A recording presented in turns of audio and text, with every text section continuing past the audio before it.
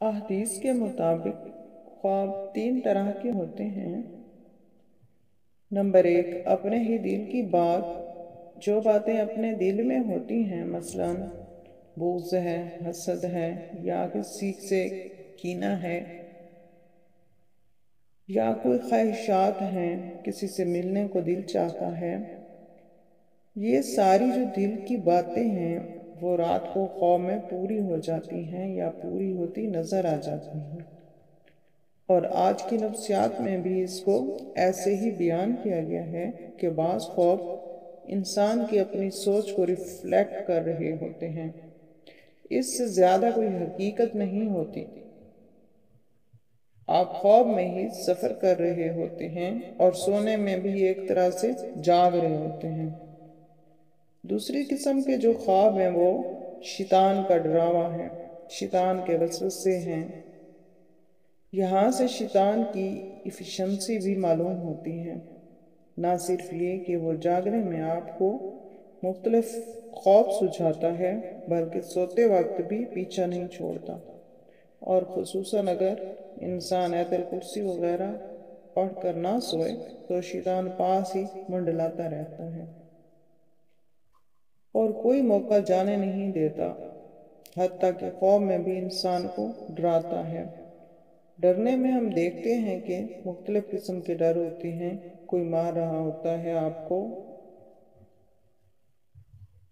بعض اوقات آپ خواب میں رو رہے ہوتے ہیں، بعض اوقات آپ کے اوپر ایک بوجھ محسوس ہوتا ہے کہ آپ کو سانس نہیں آ رہا ہوتا۔ یہ سب تصورات شیطانی ہوتے ہیں۔ بعض اوقات آپ بہت گندا خواب دیکھتے ہیں، آپ کہتے ہیں کہ میں نے بڑا گندا خواب دیکھا ہے، یہ بھی دراصل شیطان ہے۔ اور تیسری جو چیز ہے وہ خدا کی بشارت ہے، جس سے یہ یوسف علیہ السلام کے خواب میں تھی۔ ایسے خواب کی دل میں بھی خیال نہیں ہوتا، اور ایسے خواب کی علامت کیا ہوتی ہے کہ وہ کوئی اپنی سوچ نہیں ہوتی، کبھی دل میں اس بات کا خیال نہیں ہوتا، نہ کبھی سوچا ہوتا ہے۔ اب ایک عام آدمی یا ایک عام انسان کے دل میں کیسے یہ خیال آ سکتا ہے کہ سورج میرے سامنے جھکا ہو یا چاند جھکا ہو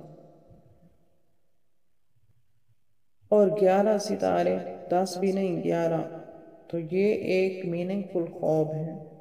ایسے خواب کے بارے میں آپ صلی اللہ علیہ وسلم نے فرمایا، بخاری کی روایت میں حضرت ابو ہریرہ سے ہے، آپ صلی اللہ علیہ وسلم نے فرمایا، بشارتوں کے سوا نبوت کی کوئی چیز باقی نہیں، یعنی نبوت ختم ہو گئی۔ اب کیا ہے کہ کچھ خوشخبریاں ہوں گی، خوابوں کے ذریعے لوگوں کو کچھ باتیں بتائی جائیں گی۔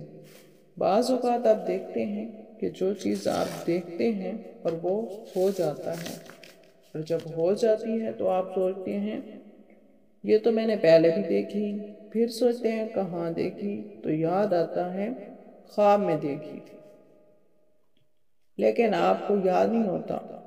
جب ہو جاتا ہے پھر یاد آتا ہے دیکھی تھی، لیکن آپ کو یاد نہیں ہوتا۔ تو فرمایا، بشارتوں کے سوا نبوت کی کوئی چیز باقی نہیں رہی۔ صحابہ کرام نے دریافت کیا کہ بشارتوں سے کیا مراد ہے؟ تو آپ صلی اللہ علیہ وسلم نے فرمایا، سچا خواب، میننگ فل خواب۔ اور یہ سچا خواب بعض اوقات فیوچر کے بارے میں کچھ اطلاع ہوتے ہیں، بعض اوقات انسان کو ملنے والی کچھ خوشخبریاں ہوتے ہیں۔ یہ جو سچے خواب ہوتے ہیں یہ نبوت کا آغاز ہے۔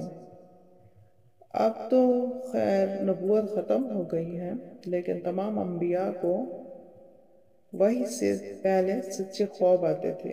جیسے رسول صلی اللہ علیہ وسلم کے بارے میں آپ نے پڑھا ہوگا، بخاری اور مسلم کی روایت ہے کہ آپ صلی اللہ علیہ وسلم جب غار حرا میں تشریف لے جاتے تھے تو آپ کو خواب آیا کرتے تھے۔ حدیث ہے بخاری کی، سب سے پہلے میری نبوت کا جس سے آغاز ہوا وہ سچے خواب تھے۔ ایک چیز میں جو رات کو دیکھتا اور صبح وہی ہو جاتی تھی۔ اس سے پریپیئر کیا گیا، جیسے یوسف علیہ السلام کو تیار کیا گیا کہ آئندہ اللہ ان کو کسی بڑے مقام پر پہنچانے والا ہے، اور وہ پہلے ہی ایسے ہوا، اگر 40 سال بعد ہوا لیکن ہو گیا۔ اسی طرح عام اور نیک انسان، سچ بولنے والے لوگ، بعض اوقات ان کو بھی سچے خواب آتے ہیں، اور ایک خواب جو آپ نے بچپن میں دیکھا اور وہ اب آ کے پورا ہو گیا ہو۔ بعض اوقات آپ کسی انسان کو ملنے سے پہلے ہی خواب میں دیکھ لیتے ہیں، جب نظر آیا تو وہ بالکل ویسا ہی ہوتا ہے، حالانکہ آپ نے اس کو دیکھا نہیں ہوتا، نہ تصویر دیکھی ہوتی ہے، لیکن اللہ تعالیٰ وہ نقشہ خواب کے ذریعے دکھا دیتا ہے۔ آپ صلی اللہ علیہ وسلم نے یہ بھی فرمایا، بخاری اور مسلم شریف کی روایت ہے کہ سچا خواب نبوت کا 46واں حصہ ہے، یعنی جیسے انبیاء علیہ السلام کو وحی کے ذریعے خبر دے دی جاتی، ایسے ہی عام لوگوں کو کچھ غائب کی چیزیں دکھا دی جاتی ہیں۔ نیک میانہ روش لوگ میانہ روی نبوت کے کاموں میں سے ہے۔ اس کا یہ مطلب نہیں کہ نیک انسان نبی ہو گیا، نہیں، نہ ہی یہ نبوت میں شامل ہے، لیکن اس کا عکس یا مزاج جو ہے وہ ویسا ہی ہے۔